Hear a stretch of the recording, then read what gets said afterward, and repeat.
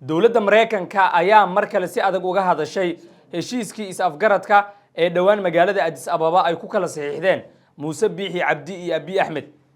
Mareykanka waxa uu sheegay in ay si cad u garab taagan yihiin una difaacayaan madax bannaanida iyo sidoo kale midnimada Soomaaliya. waraysi ay bixisay Molly B oo ah kaaliyaha xogayaha arrimaha dibadda ee Mareykanka u qaabilsan Afrika waxay ku sheegtay in muhiim ay tahay ilaalinta iyo sidoo kale ixtiraamka madax bannaanida Soomaaliya. waxay kaloo waraysigeeda ku sheegtay in Somaliland ay tahay maamul hoostaga dowladda federaalka Soomaaliya isla markaana aysan ahayn dal madax bannaan. sidoo kale waxay xustay in Ethiopia ay sanado badan maalgelinaysay amniga Soomaaliya si loo soo afjaro al-shabaab oo khatar ku ah dalka iyo gobolka. tallaabada ay hadda qaadayna ay keeni karto xasilooni daro iyo sidoo kale tacab khasaaray. waraysiga ay bixisay kaaliyaha xogayaha arrimaha dibadda Mareykanka u qaabilsan Afrika ayaan turjumaad ku sameyn doonaa.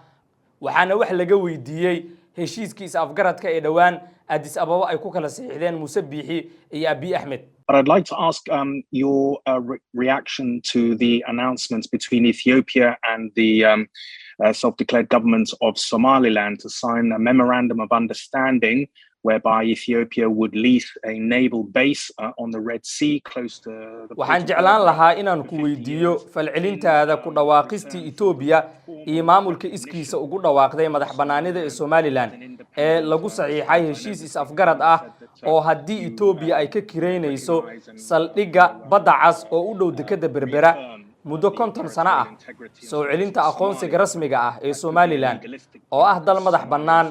waan ogahay in wasaaradda arrimaha dibadda Mareykanku ay tiri waxaad aqoonsanaysaan oo aad dib u xaqiijinaysaan madax bannaanida Soomaaliya, laakiin taasi waxay noqon kartaa qodob sharci ah sababtoo ah Soomaaliya iyo Somaliland waxay heleen aqoonsi buuxa iyo madax bannaani buuxda gaar ahaan 6 maalmood.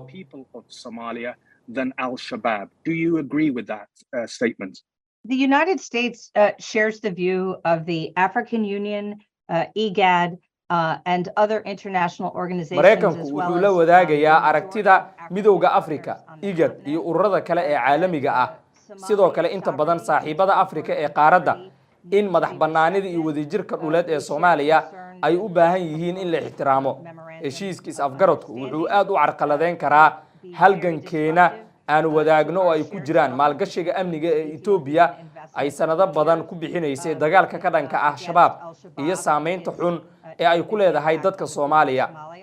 waxaan taageeraynaa wada hadallada u dhaxeeya dowladda Soomaaliya iyo maamulka Somaliland ee ku saabsan mustaqbal ay wadaagaan. And we support conversations between the peoples of Somalia and Somaliland about their shared future. Mareykanka ayaa dhowr jeer ka hadlay arinta la xiriirta heshiiskii is-afgaradka ahaa ee magaalada Addis Ababa ay ku gaareen Muuse Biixi iyo Abiy Ahmed.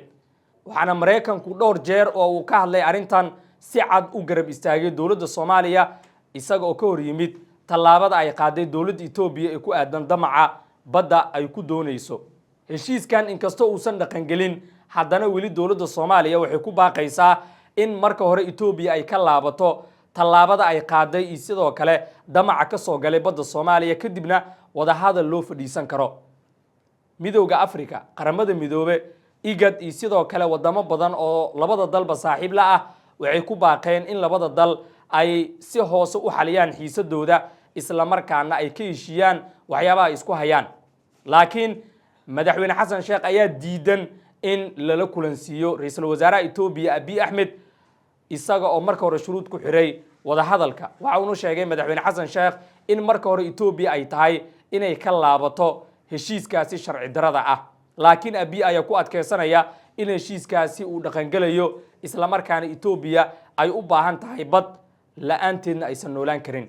waxyaabaha ku soo kordha arrimahan halkan ayaad kala socon doontaan.